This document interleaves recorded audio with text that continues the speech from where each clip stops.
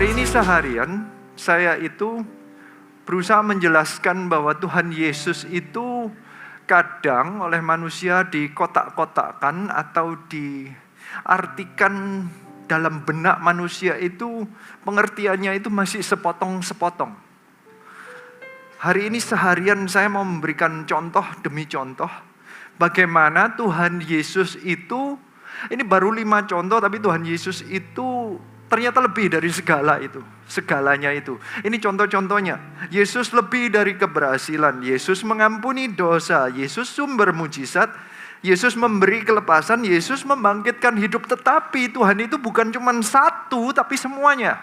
Dan bukan hanya 5 ini, tapi segalanya. Seluruh Alkitab itu sebenarnya menceritakan mengenai Tuhan Yesus Kristus. Tidak akan ada waktu yang cukup untuk kita menjelaskan. Dan itu pun sebenarnya bukan semuanya, karena cuma dibatasi dalam satu Alkitab. Tetapi itu pun kita seumur hidup mengerti semuanya aja belum tentu. Tuhan itu jauh lebih besar daripada pengertian kita. Hari ini tapi tetap saya mau menunjukkan apa yang Alkitab jelaskan, bahwa Tuhan itu meskipun sumber mujizat tapi nggak berhenti di sana, karena banyak orang yang hanya berhentinya sampai mencari Tuhan Yesus demi mujizatnya saja. Meskipun benar Tuhan Yesus adalah sumber mujizat, tetapi sebenarnya Tuhan Yesus jauh lebih besar daripada hanya mujizatnya saja. Tuhan Yesus sumber dari mujizat. Sumber itu berarti sebenarnya ya Tuhan itu sumber dari segalanya. Ini begitu penting sehingga Tuhan Yesus pernah bertanya mengenai siapa Yesus bagi diri kita. Itu ditanyakan oleh Tuhan Yesus. Ini poin pertama dalam khotbah kita, yang di Matius 16 ayat 13 dipertanyakan oleh Tuhan Yesus. Kata-katanya demikian. Setelah Yesus tiba di daerah Kaisaria Filipi, ia bertanya kepada murid-muridnya, kata orang, siapakah anak manusia itu? Ini bertanyanya kepada orang yang sudah mengikut dia beberapa tahun. Ini setelah mereka sudah mendengar khotbah-khotbah pengajaran, melihat tanda-tanda dan mujizat, bahkan mungkin mengalaminya sendiri, bahkan mungkin mereka sudah melakukannya sendiri, mujizat di dalam nama Tuhan Yesus Kristus. Tapi memang pengalaman setiap orang dan pengalaman dan penerimaan penangkapan setiap orang berbeda-beda. Makanya Tuhan Yesus dengan jelas menanyakan, kata orang, jelas berarti bukan yang mereka tapi orang lain yang di luar mereka, siapakah anak manusia itu? Ayat 14, jawab mereka. Ada yang mengatakan Yohanes Pembaptis, ada juga yang mengatakan Elia, ada pula yang mengatakan Yeremia atau salah seorang dari para nabi. Kalau dibagi-bagi, ada pengertian mengenai Yohanes Pembaptis. Yohanes Pembaptis itu terkenal di zaman itu sebagai seseorang yang mengajak seseorang untuk bertobat. Repent. Berarti sepertinya ada orang yang menganggap Tuhan Yesus Kristus itu sebagai seseorang yang membuat orang menjadi moralnya baik. Ada orang-orang yang datang ke Kristenan, itu sepertinya ini saatnya bertobat, sudah lama hidupku kacau, aku ini mesum, ini saatnya aku bertobat. Datang ke gereja, melihat Tuhan Yesus itu cuma sebagai perbaikan moral aja. Sekolah perbaikan moral, sepertinya begitu. Datang itu cuma, ya karena kan di Kristen diajari yang baik-baik. Ternyata apakah ini ada benarnya? Loh, Tuhan Yohanes Pembaptis memang memberikan moral yang baik dan membuat seseorang bertobat melakukan sesuatu hal yang baik. Tetapi apakah Tuhan Yesus itu Yohanes Pembaptis? Tidak. Lebih daripada itu. Tapi ada juga yang menganggap Tuhan Yesus itu seperti Elia. Elia saat itu terkenal sebagai nabi yang membawa mujizat demi mujizat. Dia bisa memberhentikan hujan, bisa mendatangkan hujan, mendatangkan api dari langit. Dia bisa lari ratusan kilometer. Dia ini orang yang luar biasa. Orang-orang itu takut karena ini apa? Pembawa mujizat. Yang judulnya sekarang Tuhan itu sumber dari mujizat. Bukan hanya pembawa mujizatnya aja, tapi sumber dari segala mujizat. Tetapi apakah Tuhan Yesus itu bisa didefinisikan hanya dengan mujizatnya saja? Tidak, lebih daripada itu. Bahkan kata-katanya, dan ada pula yang mengatakan Yeremia. Atau salah seorang dari para nabi. Yeremia itu kalau di Alkitab termasuk nabi besar, tetapi tidak ada mujizatnya. Di dalam kitab Yeremia itu tidak ada satupun tercatat nada, tanda dan mujizat. Isinya Yeremia itu selama seumur hidupnya itu 23 tahun dikatakan dia berkhotbah dan tidak ada yang berbalik. Sampai 40 tahun itu yang tercatat di Alkitab bahwa dia pelayanan terus sampai 40 tahun. Tidak ada satupun yang nurutin dia. Dia altar call, nggak ada yang berbalik. Berarti semua menganggap Yeremia cuma apa? Seorang nabi yang ngomongin masa depan. Nggak ada yang percaya lagi. Semua perkataan Yeremia itu sepertinya nanti, terjadinya nanti. Banyak orang menganggap kekristenan itu cuma berkata nanti itu mengenai heaven and earth, heaven and hell. Itu nanti itu, kalau mati mau kemana. Ada orang yang cuma menganggap bahwa Tuhan Yesus itu nanti. Jadi semuanya itu jika seseorang menganggap hanya seperti Yeremia saja, berarti nanti di masa depan.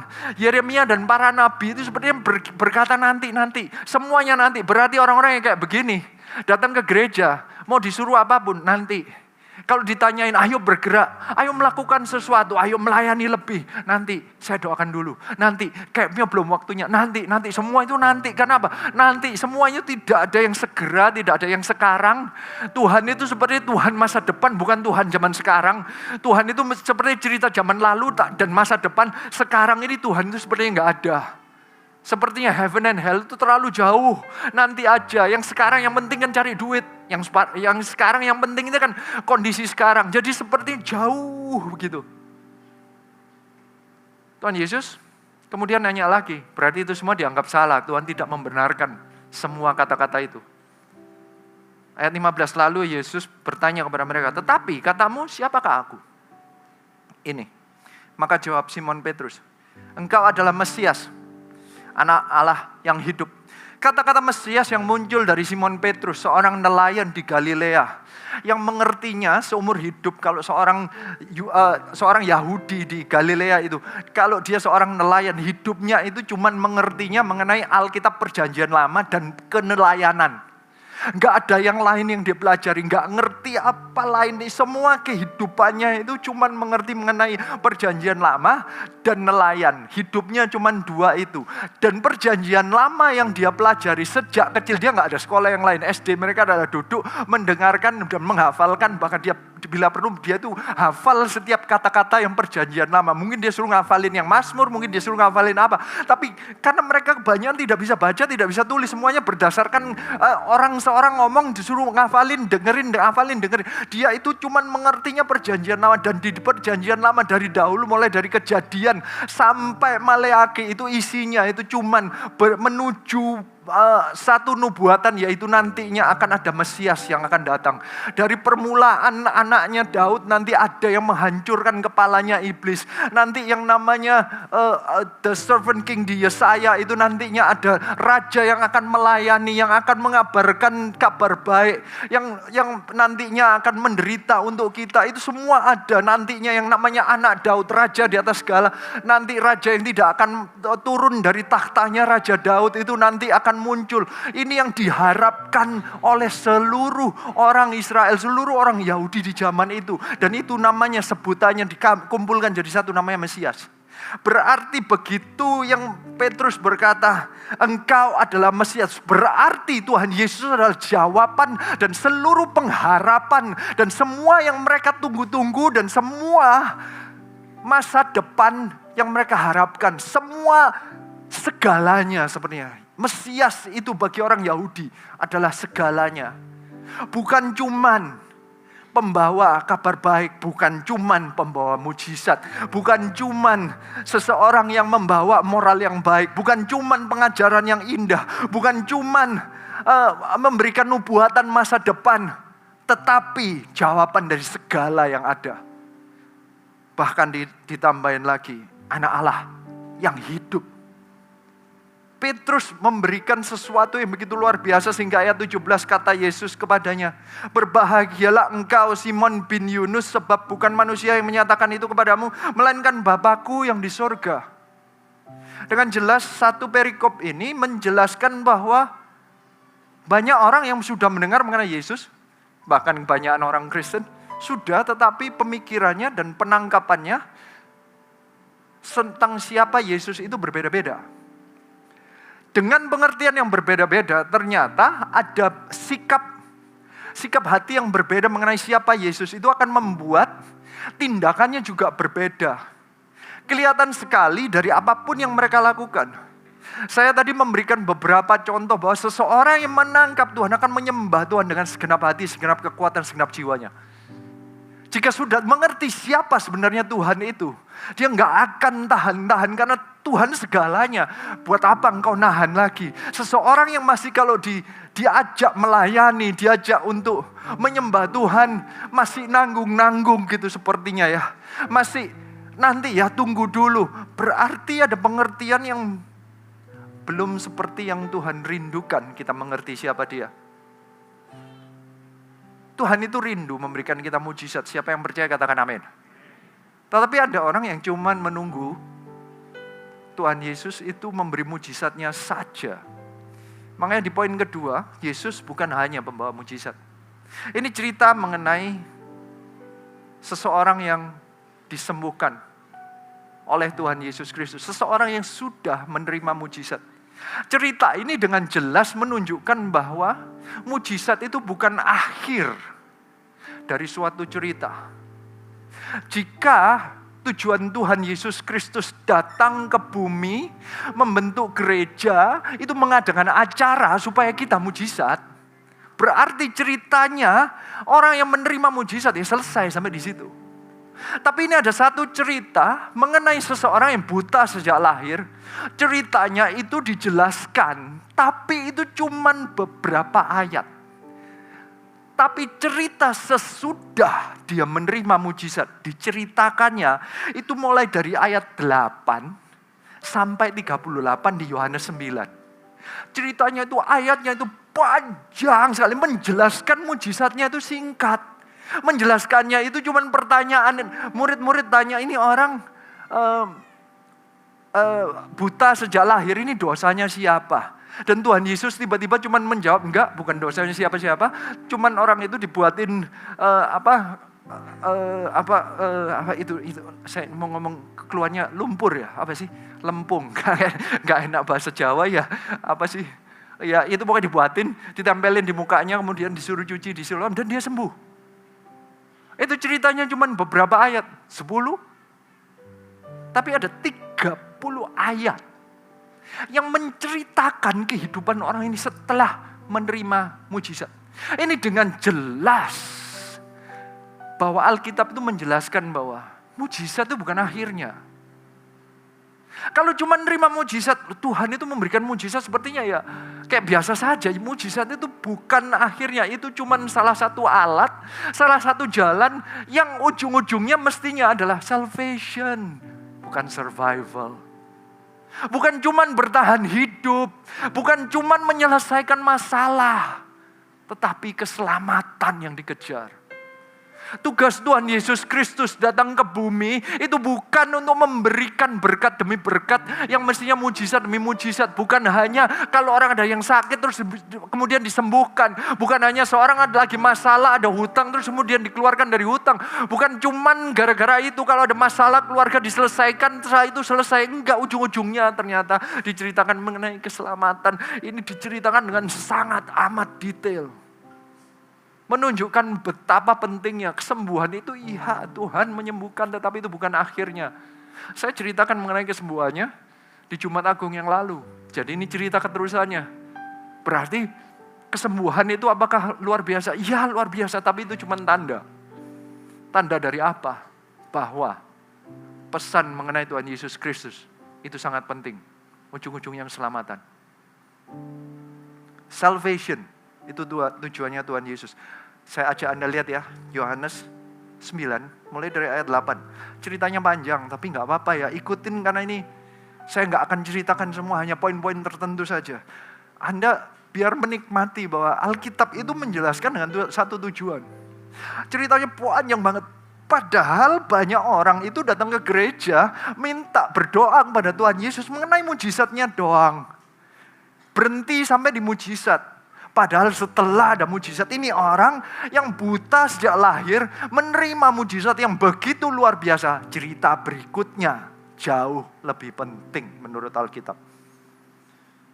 Ayat 8. Jadi saya nggak ceritakan yang kejadiannya karena after effect-nya ternyata panjang sekali. Tetapi tetangga-tetangganya dan mereka yang dahulu mengenalnya sebagai pengemis berkata, bukankah dia ini yang selalu mengemis? Ada yang berkata, benar dialah ini. Ada pula yang berkata, bukan, tetapi ia serupa dengan dia. Orang itu sendiri berkata, benar, akulah itu. Jadi yang pertama dipertanyakan adalah, apa benar sih kamu yang nerima mujizat? Kadang orang itu masih bertanya-tanya, gak mungkin. Mujizat itu ya kalau sudah terjadi. Mujizat didoa-doakan agar terjadi. Kalau sudah terjadi dipertanyakan, benar tak kamu terima? Tiba-tiba orang itu dipertanyakan, kamu benar kamu terima? Kadang terjadi mujizat itu bukan hasil akhirnya. Kita mintanya itu yang terjadi. Setelah terjadi, bahkan dirimu sendiri masih bertanyakan. Kamu menipu diri. Sampai dia ngaku, benar inilah aku. Mereka masih gak percaya. Ayat 10. Kata mereka kepadanya, bagaimana matamu menjadi melek? Ini kata-kata ini bukan masalah bagaimananya. Mana mungkin. Mereka gak percaya. Mereka gak percaya bahwa mujizat itu terjadi. Banyak sih. Di dunia ini apalagi. Zaman sekarang aja masih ada. Tidak mempercayai mengenai Tuhan. Itu dipertanyakan dari dahulu. Bagaimana matamu menjadi melek. Sampai sekarang. Tidak usah ngomong mengenai salah satu mujizat yang terjadi. Alkitab aja dipertanyakan. Semua orang bertanya, apa gunanya kamu cuman mendasarkan diri dari Alkitab? Alkitab itu yang ditulis 66 buku sudah bertahan lebih dari 2000 tahun sejak pertama kali ditulis, yang bisa tertulis dan mencatat cerita dari awal sampai akhir dan terjadi semua itu. Mereka sudah melihat hasilnya, itu masih dipertanyakan apakah Alkitab itu benar atau tidak. Tidak ada buku lain yang bisa menyamai berapa bukti-bukti yang sudah terjadi, yang tertulis di Alkitab dan memang terjadi. Itu gak ada buku lain yang seperti ini. Ini bukan kitab sejarah saja, tapi ini bukan hanya sejarah, tetapi ini juga perkataan Tuhan. Bukan hanya sesuatu yang akan terjadi, tapi sesuatu yang sudah terjadi, tapi juga campur dengan apa yang akan terjadi. Ini kitab yang begitu unik, tapi masih dipertanyakan. Alkitab aja sudah mujizat, tapi masih dipertanyakan. Tuhan Yesus bangkit aja dipertanyakan. Mereka mempertanyakan, ini semua cuma cerita. Ada yang berkata itu cuma myth. Itu mitologi, orang-orang yang menulis, mengarang-arang. Orang yang percaya Tuhan dibuat-buat. Mitologi itu terjadi, Alkitab mencatat, semua ahli mencatat bahwa mitologi itu terjadi ratusan tahun sesudah kejadian sebenarnya. Ditulis karena sudah agak gak tahu ingat, tapi mau diingat-ingatkan, ditulis dengan detail yang tidak tepat. Alkitab itu penuh dengan detail. Alkitab itu ditulis dalam waktu 30 tahun setelah Tuhan Yesus mati dan bangkit. Itu yang menulis semuanya masih hidup. Semua yang melihat Tuhan Yesus itu menulis buku itu semua. Alkitab ini selesai di tahun 90. Itu 60 tahun yang terakhir menulis adalah Yohanes yang masih hidup waktu Tuhan Yesus mati dan bangkit. Itu semua ditulis selesai. Itu bukan mitologi, itu mencatat apa yang terjadi. Detailnya begitu benar sampai kalau ini mitologi gak mungkin tercatat namanya siapa, anaknya siapa, terjadi ini bagian apa. Ada ayat-ayat Alkitab yang dulu dipikir ini cuman tipuan belaka. Di baru-baru ini ada tahun 90-an, 1990-an baru ketahuan di Yerusalem di Kedok ternyata tempat itu ada. Misalnya, itu yang tempat itu orang yang 38 tahun disembuhkan di suatu tempat yang namanya kolam yang ada 5 kolom. Itu dahulu dipikir itu cuma tipuan, ternyata baru saja ditemukan. Di Kedok-Kedok ada tempat yang ada kolomnya ada 5. Ternyata itu benar. Semua ini semua benar, tapi dipertanyakan. Di dunia ini spiritnya adalah spirit yang tidak percaya mengenai Tuhan. Kita mau ngikut yang mana? Sejak awal ada mujizat pun dipertanya-tanyakan. Sampai sekarang. Ayat 11, jawabnya, orang yang disebut Yesus itu mengaduk tanah, mengoleskannya pada mataku dan berkata kepadaku, pergilah ke Siloam dan basuhlah dirimu. Lalu aku pergi dan setelah aku membasuh diriku, aku dapat melihat. Ini seseorang yang seumur hidup tidak mengerti apa arti kata melihat. Orang yang sejak lahir tidak pernah melihat cahaya. Orang yang sejak lahir waktu dijelaskan warna hijau nggak mengerti apa artinya warna hijau. Orang yang tidak mengerti selama ini cuma berdasarkan touch. Dia mengertinya halus, kasar, muka orang dan tidak pernah tahu muka mamanya kayak apa. Kalau mamanya nggak bicara rasanya dia nggak tahu yang mana mamanya, yang mana papanya. Kalau orang itu nggak berbicara dia cuma mendengar, dia tidak pernah bisa melihat. Ini orang yang tidak pernah bisa melihat sama sekali. Dan dia menerima sesuatu yang baru, ini bukan kesembuhan, ini penciptaan. Ini orang baru melihat. Ini mujizat yang luar biasa. Sesuatu yang tidak ada menjadi ada. Sesuatu yang tidak mungkin menjadi mungkin. Sesuatu yang tidak pernah melihat jadi melihat. Dan ini orang-orang ini bertanya-tanya. Apa yang terjadi? Orang yang gak bisa lihat ditanya-tanyain. Ayat 12, lalu mereka berkata kepadanya, di manakah dia? Jawabnya, aku tidak tahu. Lalu mereka membawa orang yang tadinya buta itu kepada orang-orang Farisi. Adapun hari waktu Yesus mengaduk tanah dan memelekkan mata orang itu adalah hari Sabat. Karena itu orang-orang Farisi pun bertanya kepadanya, bagaimana matanya menjadi melek? Jawabnya, ia mengoleskan adukan tanah pada mataku, lalu aku membasuh diriku dan sekarang aku dapat melihat. Maka kata sebagian orang Farisi itu, orang ini tidak datang dari Allah, sebab ia tidak memelihara hari Sabat. Sebagian pula berkata, bagaimanakah seorang berdosa dapat membuat mujizat yang demikian? Maka timbullah pertentangan di antara mereka. Ini aja sudah unik. Setelah orang-orang awam bertanya-tanya, mereka mau cari yang ahli. Orang-orang ahli di zaman itu dianggap orang pemimpin, orang Farisi. Begitu orang Farisi diberikan ini loh ada mujizat. Yang mereka cari bukan masalah mujizatnya, mereka mencari peraturannya. Mungkin di antara kita ada yang menerima mujizat, tapi yang ditanyakan doanya benar apa salah. Cara doamu salah kayaknya. Terus mujizatnya terus dianggap tidak berlaku hanya karena cara doanya salah. Kadang ada orang yang bingung dengan caranya, tidak mengerti bahwa Allah itu sudah hadir. Kadang ada yang bingung dengan stylenya, terus membuat kita itu menjadi bertentangan. Dunia ini penuh dengan demikian. Zaman sekarang pun banyak ada yang percaya bahwa mujizat itu sampai sekarang terjadi atau tidak. Itu banyak yang bertentangan. Bahwa Roh Kudus itu bekerja atau tidak. Di zaman sekarang itu masih dipertentangkan. Mereka itu bingungnya dengan pertentangannya, tidak bingung dengan bahwa kita ini yang sudah merasakan, kita sudah mengalami mujizatnya, gak bingung dulu.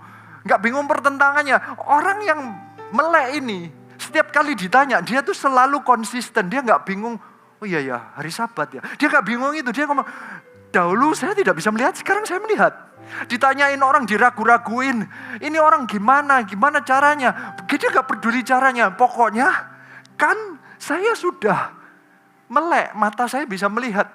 Gak peduli doanya ditumpang tangan atau tidak. Didoain dari jauh atau enggak. Anda itu sudah doa puasa atau enggak sebelumnya. Pokoknya kalau terima mujizat, ya terima mujizat lah.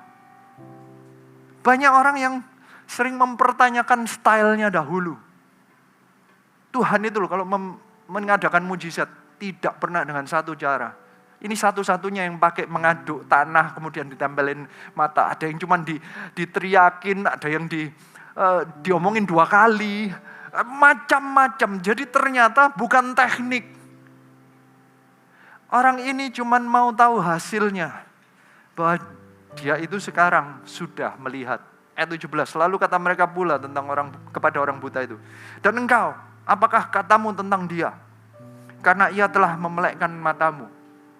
Saya suka jawaban ini karena nanti akan berbeda jawabannya. Ini sekarang jawabannya adalah, ia adalah seorang nabi. Dari tadi saya itu menunjukkan bahwa ada seseorang, setiap orang itu punya cara pandang tentang Tuhan berbeda-beda. Ternyata seseorang yang menerima mujizat bisa punya pengertian bahwa Yesus Kristus adalah seorang nabi. Anda bisa berkata bahwa ya Allah itu baik, tapi ya cuman pembawa mujizat. Banyak di antara kita yang mengkotak-ngotakkan Tuhan Yesus Kristus. Tuhan Yesus hanya bisa bekerja di hari Minggu, di CG, di mana. Tuhan itu hanya berkuasa di saat kita menyembah Dia. Kadang kita berlaku seperti yang kita orang Kristen saat cuman di masa-masa ibadah saja. Jadi di Selasa dan di hari Minggu kita mengangkat tangan, tapi di hari lain kita nggak pernah menyembah Tuhan. Di hadapan teman-teman kita ngakunya kita bukan orang Kristen. Kita mungkin kata-kata kotor seperti mereka, karena kalau di hari Minggu kita nggak keluar kata-kata kotornya karena kita menyembah Tuhan dan berkata haleluya. Sepertinya Tuhan itu hanya berkuasa di waktu-waktu tertentu saja. Tuhan itu dikotak-kotakin. Kalau seseorang berkata ia seorang nabi, Tuhan itu sedang dikotakin. Tuhan itu lebih daripada nabi. Dia pencipta nabi. Tuhan itu lebih daripada nubuatan, karena Tuhan itu yang menciptakan. Dia adalah Allah dari dahulu, sekarang, dan masa depan. Waktu tidak tergantung, dia tidak tergantung waktu. Tuhanlah yang menciptakan waktu. Allah adalah Allah yang eternal dari dahulu, sekarang, sampai selama-lamanya. Jadi kata-kata nubuatan itu tidak ada artinya. Bagi dia nabi itu cuman istilah manusia yang menebak seseorang yang punya mujizat dan bisa melihat sesuatu yang di masa depan. Bagi Allah masa depan adalah masa sekarang, sepertinya begitu. Karena Allah adalah dahulu, sekarang, sampai selamanya. Gak ada yang spektakuler bagi Tuhan. Tetapi orang ini hanya mengkotakkan Tuhan Yesus sebagai seorang nabi. Mungkin kita juga demikian. Perjalanan kita mengikut Yesus, kita menganggap Tuhan itu baik. Tuhan itu, kekristenan itu mengajarkan yang baik. Karena banyak orang di luar sana itu menganggap, ya jadi orang Kristen kan baik, ya orang-orangnya baik. Ya gak semua sih, ada yang kepahitan gara-gara orang Kristen ya gak baik ya kan. Jadi kan gak pasti. Kekristenan bukan didefinisikan dengan moralnya, tetapi di dalamnya ada Allah yang punya moral yang begitu murni. Siapa yang mengikut Dia, saya percaya akan ketularan moralnya Tuhan, yaitu menjadi lebih baik. Tapi bukan gara-gara kita ngajarin moral yang baik, kita menjadi baik. Tetapi karena kita menyembah Allah yang baik. Tetapi pertama, mungkin kita cuma melihat Tuhan sebagian kecil. Oh, Allah itu cuma nabi. Saya ajak terus ya, ayat 18. Tetapi orang-orang Yahudi itu tidak percaya bahwa tadinya ia buta dan baru dapat melihat lagi. Skeptisisme itu ada di dunia ini. Sampai mereka memanggil orang tuanya. Ini lebih-lebih lagi di zaman sekarang, di Eropa, Amerika. Mujizat itu dipertanya-tanyakan. Di Indonesia mungkin masih orang lebih percaya, tapi saya percaya di antara kita masih ada juga orang-orang yang gak percaya. Kalau ada mujizat dia itu bertanya-tanya, itu perasaan orang itu saja. Itu kebetulan. Dicoba dimasukkan logika manusia. Padahal ini kenyataan. Makanya orang-orang, ia tidak percaya. Banyak, ini spirit dunia ini. Bahwa tadinya ia buta dan baru dapat melihat lagi. Sampai mereka memanggil orang tuanya. Pakai saksi yang lain. Makanya Alkitab itu tetap mengajarkan kita untuk membuat orang lain percaya. Tetap Tuhan itu mau pakai saksi. Allah mau ngadain mujizat apapun. Jika tidak ada saksi, gak ada yang percaya. Makanya Tuhan itu mau pakai kita. Orang-orang yang sudah percaya menerima mujizat Tuhan untuk menjadi saksi. Orang yang buta dan melihat ini. Orang yang dimelekkan matanya. Dia menjadi saksi. Mujizatnya sudah dilihat, orang-orang tetap tidak percaya. Tapi jika ada yang bersaksi dengan secara konsisten, meskipun orang lain tidak percaya, dia tetap berkata, dia membuat aku melek. Tuhan melepaskan aku dari masalahku. Tuhan mengampuni dosaku. Tuhan menyembuhkan aku. Tuhan menyelamatkan aku dari kebangkrutan. Tuhan mengampuni diriku. Tuhan memulihkan keluargaku. Tuhan membalikkan kehidupanku. Tuhan, hidupku dulu kotor, aku sekarang bersih. Ada orang yang bersaksi, baru orang lain percaya. Makanya Jika kita diajak, nanti kalau ada Che Gevan, ayo bersaksi, ajak orang lain. Itu karena dunia ini tidak akan percaya. Sudah ada mujizat sehebat apapun, jika tidak ada saksi, manusia tetap tidak percaya. Itu hati manusia. Makanya setiap kita harus bersaksi kepada orang lain. Entah itu saudara kita, teman kita, orang lain. Mereka tahu kekristenan itu apa, tapi kalau nggak ada saksi, mereka tetap tidak percaya. Tetap butuh saksi. Siapa yang mau menjadi saksi bagi Tuhan Yesus Kristus? Angkat tanganmu. Wow, belum semua. Karena semua nanti menjadi saksi. Saya percaya bahwa setiap kita sudah pernah menerima mujizatnya. Dahulu kita juga buta, kita nggak mengerti siapa Tuhan Yesus Kristus. Kita sudah dimelekkan oleh Roh Kudus sehingga kita bisa melihat. Biarlah kita bersaksi kepada orang lain bahwa Yesus Kristus adalah Tuhan. Kemudian ayat 19, dan bertanya kepada mereka, inikah anakmu yang kamu katakan bahwa ia lahir buta? Kalau begitu bagaimanakah ia sekarang dapat melihat? Jawab orang itu, yang kami tahu ialah bahwa ia ini anak kami dan bahwa ia lahir buta. Tetapi bagaimana ia sekarang dapat melihat? Kami tidak tahu. Dan siapa yang memelekkan matanya? Kami tidak tahu juga. Tanyalah kepadanya sendiri, ia sudah dewasa. Ia dapat berkata-kata untuk dirinya sendiri. Orang yang percaya Tuhan itu kadang dikucilkan, bahkan keluarga sendiri aja gak mau ngakuin. Begitu kita berjumpa dengan Tuhan, kadang makanya ada yang, kamu aneh, kamu berubah. Kamu dulu gak bisa melihat, sekarang kamu ngelihat. Ya aku taunya dulu kamu kayak gini. Mereka cuma mau tahu yang dahulu, kadang bisa memisahkan, kadang. Itu resikonya saat kita memang berubah karena dulu gak pernah bisa melihat, sekarang bisa melihat. Saya percaya kita semua saat percaya Tuhan, dibukakan mata kita oleh Roh Kudus mengenai siapa sebenarnya kita. Bahwa hidup ini bukan untuk cari uang, hidup ini bukan cuma sementara, hidup itu bukan untuk survival, tapi hidup itu untuk salvation yang nantinya ujung-ujungnya kita akan masuk ke surga dan memerintah bersama dengan Dia. Siapa yang percaya katakan amin. Tapi memang banyak orang yang akan menentang, bahkan orang yang dekat sendiri pun. Ayat 22, orang tuanya berkata demikian karena mereka takut kepada orang-orang Yahudi. Sebab orang-orang Yahudi itu telah sepakat bahwa setiap orang yang mengaku dia sebagai Mesias akan dikucilkan.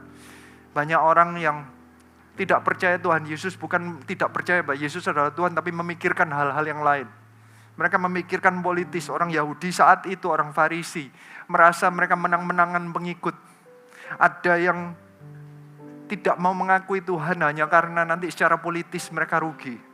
Ada orang-orang yang meninggalkan Tuhan, tidak mau mengakui Yesus Kristus Tuhan demi dapat posisi, jabatan, atau omset. Karena kalau Anda mengaku bahwa Yesus Kristus adalah Tuhanmu, mereka takut kalau dikucilkan. Saya mengucap syukur, contohnya orang yang buta ini, dia tidak pernah takut dikucilkan. Mungkin karena dari dahulu dia sudah dikucilkan. Sejak lahir dia sudah beda. Orang lain bisa melihat, dia tidak. Jadi dia sudah biasa dikucilkan. Kadang Tuhan itu menyelamatkan orang-orang yang Tuhan bahkan memakai orang-orang yang dari dahulu memang tahu bahwa dirinya itu berbeda. Orang yang tahu bahwa dirinya dari dahulu kurang. Orang yang tahu bahwa dirinya dahulu ada kelemahannya. Dirinya dahulu ada sesuatu yang kurang dibandingkan orang lain. Begitu Tuhan memberikan sesuatu yang lebih, dia gak malu dikucilkan karena dia tahu apa yang dia dapatkan ini semua dari Tuhan. Mungkinkah kita yang gak mau melayani, tidak mau bersaksi, karena kita merasa dari dulu saya sudah baik. Makanya ada ayat yang berkata, orang kaya susah masuk kerajaan Allah. Karena merasa mampu, punya, tidak pernah ada yang kurang. Kalau orang miskin tiba-tiba diberikan berkat oleh Tuhan, berterima kasih habis-habisan, dia akan berkata-kata dengan sebaik-baiknya mengenai Tuhan yang baik. Tapi kalau orang sudah kaya, baik, gak ada masalah, gak sakit, gak buta, gak kekurangan apapun, ketemu Tuhan Yesus kayaknya, aku tambah butuh apa lagi ya? Aku gak butuh apa-apa. Suruh selamat, ya mungkin selamat, tapi suruh menyaksikan, capek. Belum saatnya lah. Masih banyak alasan, tapi kalau orang dulunya buta sekarang bisa melihat, dia gak akan berhenti bersaksi. Ditanyain apapun dijawab terus sama dia.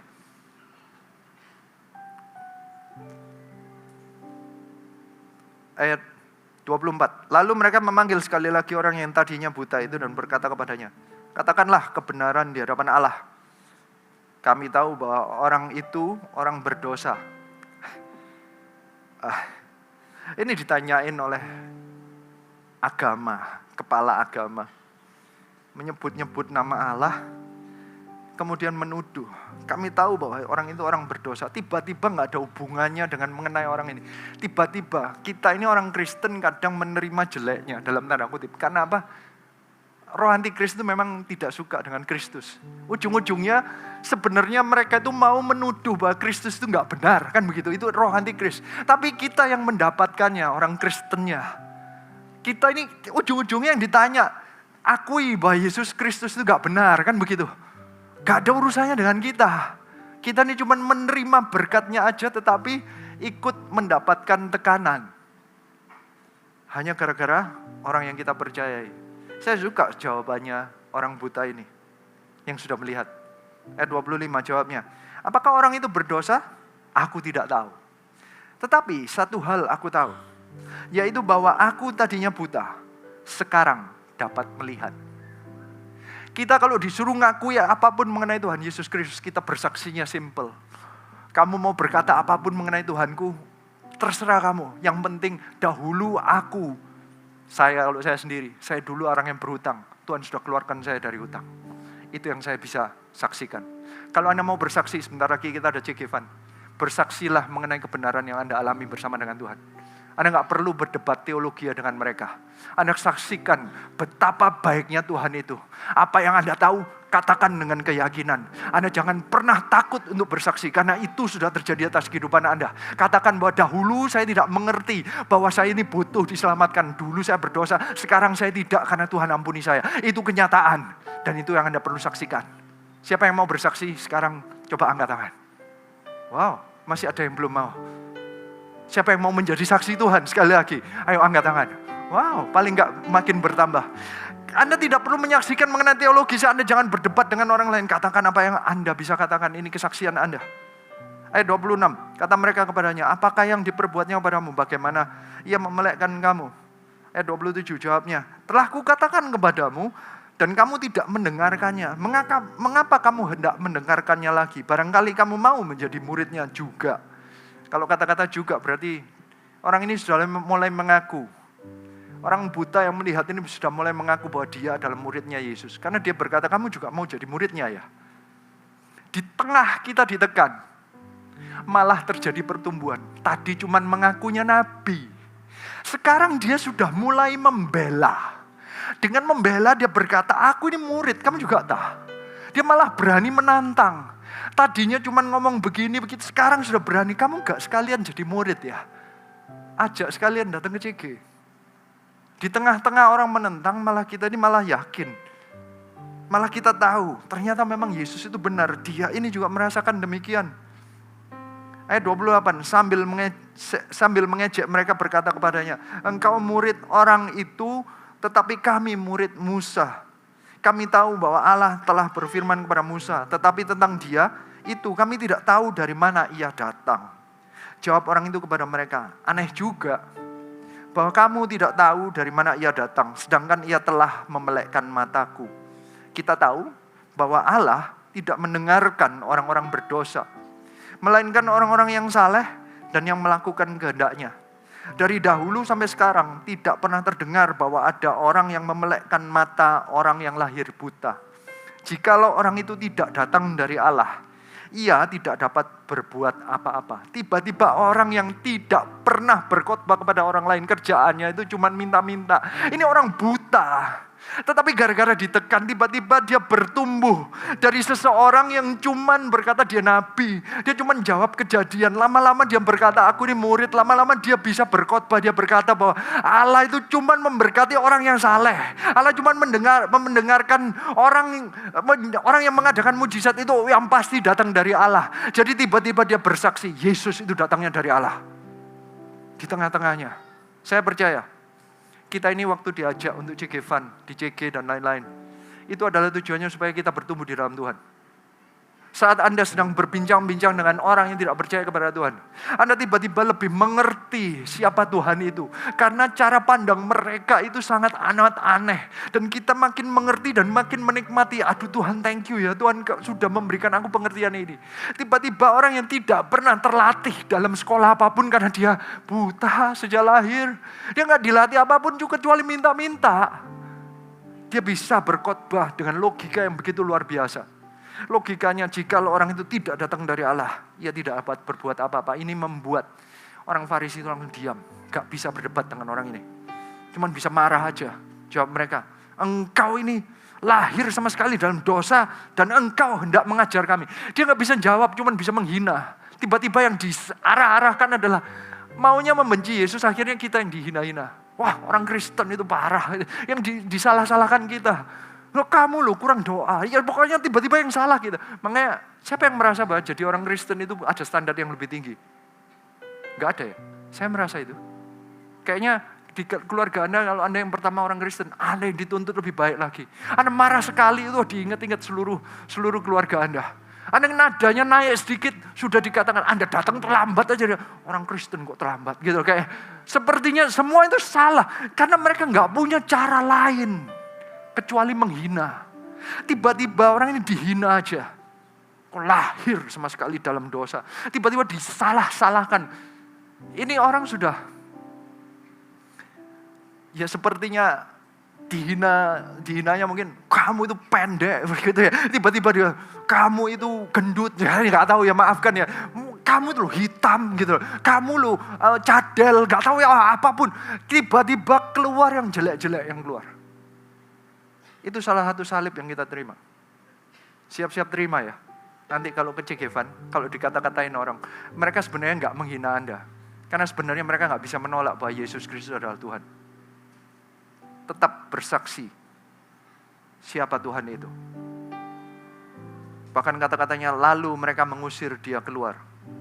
Kita mungkin akan dikucilkan, tetapi ayat 35 saya suka. Yesus mendengar bahwa ia telah diusir keluar oleh mereka. Kemudian ia bertemu dengan dia dan berkata, percayakah engkau kepada anak manusia? Jawabnya, siapakah dia Tuhan?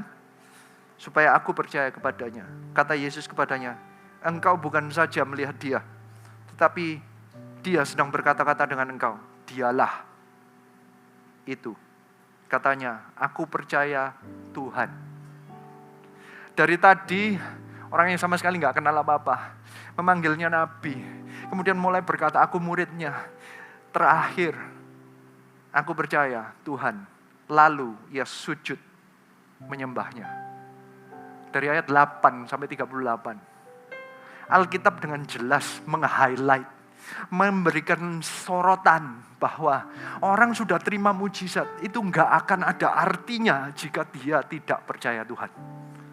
Ujung-ujungnya Tuhan itu maunya setiap orang bukan hanya terima mujizat, tetapi menyembah Yesus Kristus sebagai Tuhan dan Juru Selamat. Hari ini, biar setiap kita tahu, Yesus memang sumber mujizat, tetapi ujung-ujungnya Yesus adalah sumber keselamatan. Dialah Allah di atas segala Allah. Ini poin ketiga. Yesus adalah Tuhan. Di Kolose 1 ayat 15 dikatakan demikian. Ia adalah gambar Allah yang tidak kelihatan. Kolose 1 ayat 15-20 ini adalah cara Paulus menjelaskan. Orang buta yang melek itu tidak bisa menjelaskan bahwa Yesus Kristus Tuhan. Dia masih sempat tanya-nanya. Dia ditanyain, orang masih bingung cara jawabnya. Dia pokoknya taunya ini Yesus ini datang dari Allah. Akhirnya dia mengakui karena Yesus bertanya, kamu mau gak percaya kepada Tuhan? Dia berkata, aku percaya Tuhan. Tapi dia bisa menjelaskan? Belum tentu. Tetapi dia sudah melakukan apa yang dia terima di dalam hatinya, yaitu dia sujud menyembahnya. Seorang yang sujud menyembah Tuhan, itu memberikan hidupnya. Ini orang tidak pernah sujud kepada orang lain karena dia gak pernah melihat apa-apa. Dia gak tahu apa yang mesti disembah atau apapun. Dia taunya bahwa hidupnya, semua orang berkata bahwa hidupnya penuh dengan dosa. Dia taunya bahwa Allah itu sebenarnya mengutuki dia. Dia taunya hidupnya adalah kutuk. Tiba-tiba Tuhan datang dan berkata, engkau sudah dikeluarkan dari kutuk. Aku menyelesaikan kutuknya dengan kau percaya Tuhan, engkau akan lepas dari kutuk. Dari sanalah dia menyembah Tuhan. Oh, ini orang yang melepaskan aku. Ini orang yang menyembah Tuhan adalah orang yang menanggap bahwa Tuhanlah segalanya bagi dia. Makanya kata-katanya di Kolose 1 ayat 15. Ia adalah gambar Allah yang tidak kelihatan, yang sulung, lebih utama dari segala yang diciptakan. Karena di dalam Dialah telah diciptakan segala sesuatu yang ada di surga, yang ada di bumi, yang kelihatan dan yang tidak kelihatan, baik singgasana maupun kerajaan, baik pemerintah maupun penguasa. Segala sesuatu diciptakan oleh Dia dan untuk Dia. Dia ada terlebih dahulu dari segala sesuatu, dan segala sesuatu ada di dalam Dia. Ialah kepala tubuh, yaitu jemaat. Ialah yang sulung, yang pertama bangkit dari orang mati, sehingga Ia yang lebih utama dari segala sesuatu. Karena seluruh kepenuhan Allah berkenan diam di dalam Dia. Dan oleh Dialah Ia memperdamaikan segala sesuatu dengan dirinya, baik yang ada di bumi maupun yang ada di surga, sesudah Ia mengadakan pendamaian oleh darah salib Kristus. What a beautiful verses. 5 ayat yang begitu indah menjelaskan Tuhan Yesus Kristus. Belum lengkap, tetapi ini cukup menangkap. Saya rasa ini adalah ekspresi jika orang buta itu bisa menjelaskan dengan teologisnya. Paulus bisa menjelaskannya di kitab Kolose. Karena Paulus sudah terlatih secara teologi bagaimana mengucapkan dengan kata-kata. Dia adalah seorang pengkhotbah yang jenius. Dia adalah seorang yang teologisnya begitu indah. Dia mengerti Alkitab dari awal sampai akhir. Kalau seorang buta yang menerima Tuhan Yesus Kristus, kadang kita tidak bisa menunjukkannya, tapi bersaksi tetap mendapatkan efek yang sama. Padahal Tuhan itu jauh lebih besar dari hanya pembawa mujizat. Dia adalah segalanya. Dia adalah Tuhan yang layak disembah. Kelayakannya dilakukan. Tindakannya dilakukan oleh orang buta yang melek itu. Apakah tindakan kita menyatakan bahwa Yesus adalah Tuhan kita? Apakah kita menyembah Dia atau hanya menyembah saat hari Minggu? Orang ini mau membela di Tuhan Yesus Kristus disapa pun di hadapan orang, di hadapan orang Farisi, di hadapan tekanan keluarga, di hadapan siapa pun, dihina pun dia tetap menyembah Tuhan. Karena dia tahu Allah adalah Allah yang layak untuk disembah. Layak untuk dibelain, layak untuk tetap dipegang. Karena Dia satu-satunya sumber kekuatan dan pengharapan kita. Dia adalah segalanya bagi orang ini. Dia yang tidak bisa melihat apa-apa. Yesus adalah the light of the world. Dia benar-benar sinar terang yang menerangi kehidupannya. Siapa Yesus dalam hidup kita?